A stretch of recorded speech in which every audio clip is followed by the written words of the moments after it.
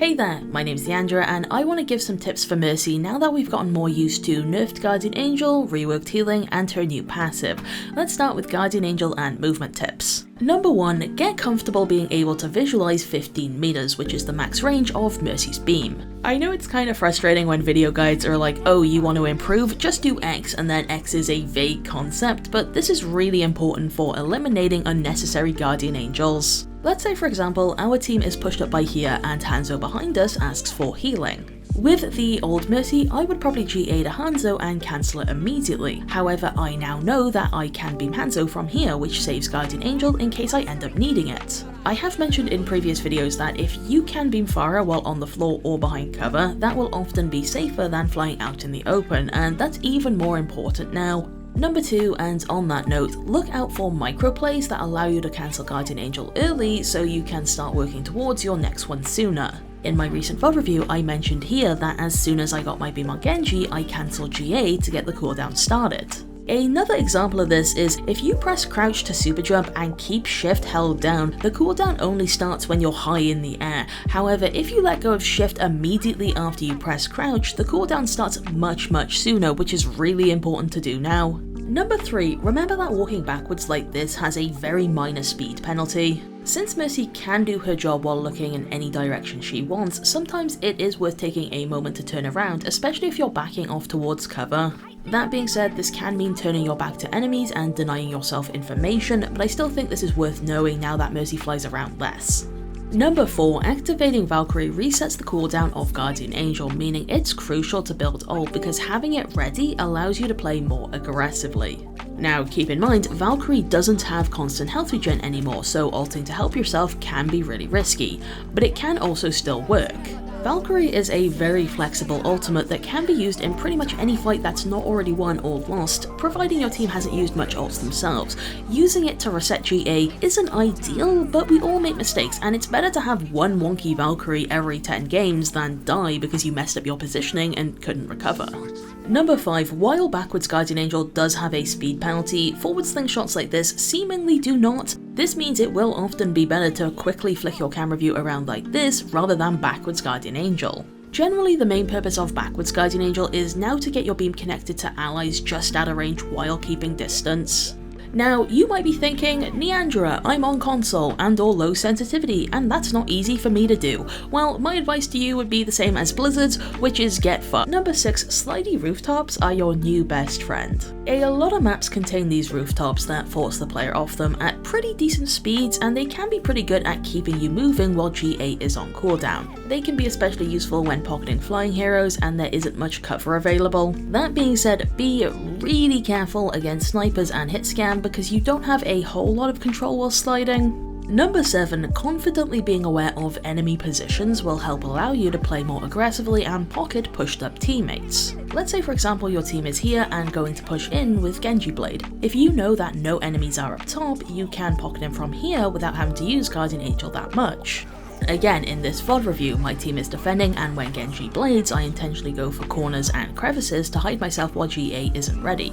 Number 8, if you are a somewhat experienced Mercy main, you should generally be pretty good at noticing when enemy Mercy messes up. Sometimes you will witness her out of position with Guardian Angel on cooldown, and when that happens, try to point it out with the ping system. You could pistol her yourself, especially if she is very close by, and I'm not going to say that's never the right play, but you will know better than me if you can pull it off. Like, obviously don't let allies die to miss 10 shots in a row, you know?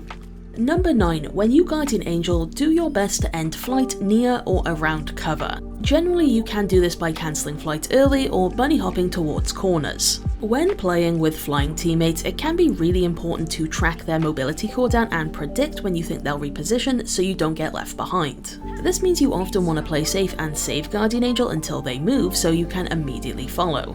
Number 10, a lot of your unnecessary and bad habit Guardian Angels probably fall under you flying to the ally you are already beaming.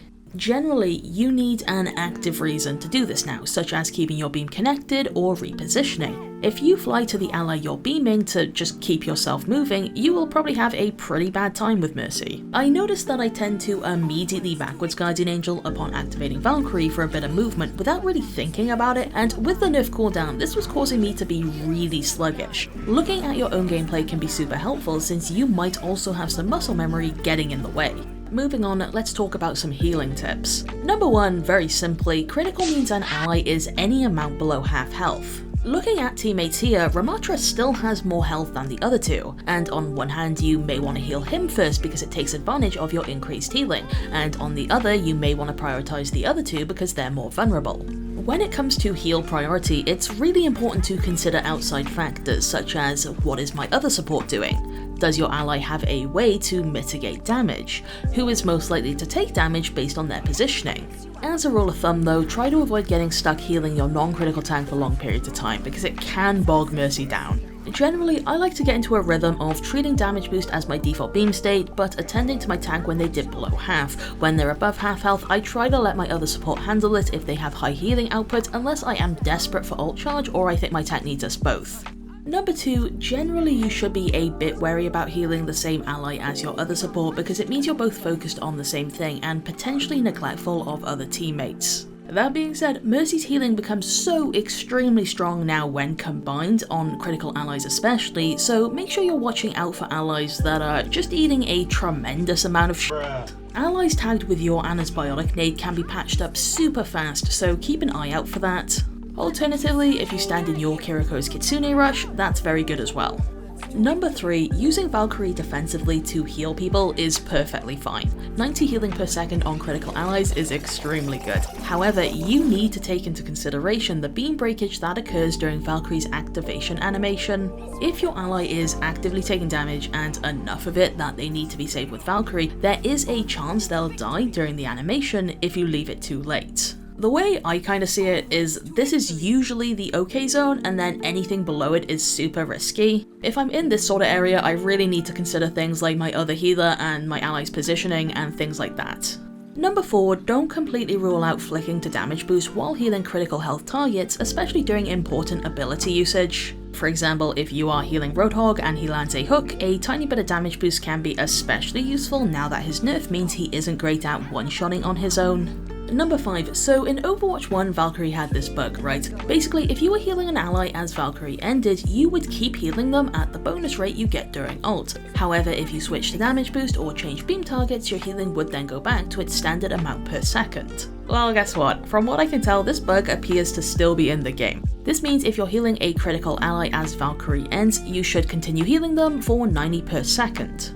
I've said before how if your team wins a fight, you should generally leave healing until Valkyrie ends so you can get ult charge from it. Well, now you generally want to flick your beam onto them last second to do it faster. Number 6, remember that your increased healing can be really good at staggering allies. Let's say for example your team has lost a fight, multiple allies are dead, and it's just you and one other person still up. Mercy will be pretty good at keeping them alive, but do you really want to? So like this fun review I was doing, right? Mercy is in Valkyrie and multiple teammates die, but the increased healing keeps Pharah alive while everyone else is going through their respawn timer. As Valkyrie comes to an end, Mercy doesn't feel confident enough staying forward with Pharah and falls back, to where you can see her other allies coming back from spawn. If Pharah dies now, which she probably will because she's been left alone, the rest of her team are going to have to wait for her to get back. I feel like stuff like this is especially important in 5v5 when you have one less person to touch the point, because I've seen so many games where there's like 30 seconds left on the clock and the team literally cannot touch the point because just no one is in position for it. Number 7, this is really niche, but during Valkyrie, if you attach your beam onto Reaper or Kiriko and they teleport, you'll briefly heal allies around them on the other side until your beam breaks. Positioning means you won't be able to do this very often, but I still think it's worth knowing because it could potentially be useful with the increased healing. And last of all, tips for Mercy's health regeneration passive, Sympathetic Recovery. Number 1, healing full health allies does not trigger the passive, so be careful about tunnel vision. To reiterate advice I've given in previous videos, sometimes Mercy players will panic when they're under fire and they'll heal their fully healthed ally because they themselves want healing, even though damage boost would be better and actually help kill the enemy attacking them faster. Number 2, when you actively heal allies above critical and then leave them to go do something else, keep that ally in mind because you may then be able to use them to regenerate your health. And one last tip to wrap this video up. I'm actually not sure if this is a good idea, but I used it in one game and it worked out okay, so I thought I'd mention it. Use your teammates as shields so you can heal them for health. I was in a situation where it was me and Cassidy, and enemy Genji was intentionally keeping Cassidy unharmed to go for me. I then tried to maneuver in a way that forced Genji to hit him, which I then healed off of. Obviously this carries a couple of different risks, so be careful, but it might have potential too. And there we go, that's all from me this time. Thank you so much for watching, feel free to subscribe for more Mercy content, and have a nice day.